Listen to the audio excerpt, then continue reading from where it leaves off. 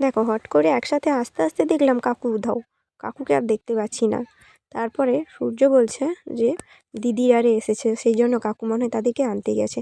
তো কাকুকে খুঁজেই তো পাচ্ছি না, আর দেখলাম সূর্য একটা বাতাসা কুড়িয়েছে। এই এত ভিড়ের মধ্যে আমরা যে একটা বাতাসা পাবো মানে এটাও ভাগ্যের ব্যাপার। এত ভিড়ে সূর্য একটা আমার জন্য বাতাসা কুড়িয়েছে। দেখো কত দূরে বাতাসা ছড়ানো হচ্ছে, আর সূর্য এখান থেকেই একটা বাতাসা কুড়িয়ে পেয়ে গেল। আর সেই বাতাসাটা আমি আগে নিয়েই সেই বাতাসাটা খাওয়া শুরু করে দিয়েছি, কারণ এত ভিড়ে একটা বাতাসা পেয়েছি মানে অনেক ভাগ্যের ব্যাপার। তারপর আমরা এই অফিস রুমটাই চলে গিয়েছিলাম, কারণ ভিড় তো প্রচুর আর ওখান থেকেই যাওয়া আসা করছে সবাই। সেই কারণে আমি এখানে চলে গিয়েছিলাম যাতে একটু ভিড় থেকে বাঁচা যায়, আর রোদের হাত থেকেও। তো তারপরে গিয়ে দেখছি এখানে দিদি জিজু কাকু সবাই দাঁড়িয়ে কথা বলছে।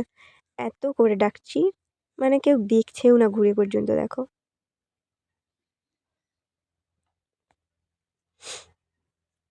দেখো এখনো পর্যন্ত কেউ দেখছে না আমাদের দিকে, এত ডাকার পরও। এইবার আমার জিজুটা দেখেছে দেখো, তবু জিজুকে বলছি যে দিদিকে ডেকে দাও, তবু জিজু ডেকে দেয়নি।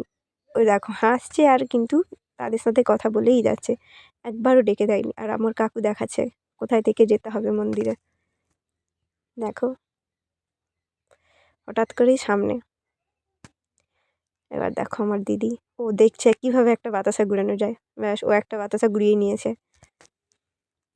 দেখো আর ওই যেখানে বাতাসা ছড়ানো হচ্ছে ওখানে সবাই মানে ব্যাগ ব্যাগ বাতাসা ঘুরিয়েছে, আমি তো দেখেই অবাক। দেখো কত বাতাসা।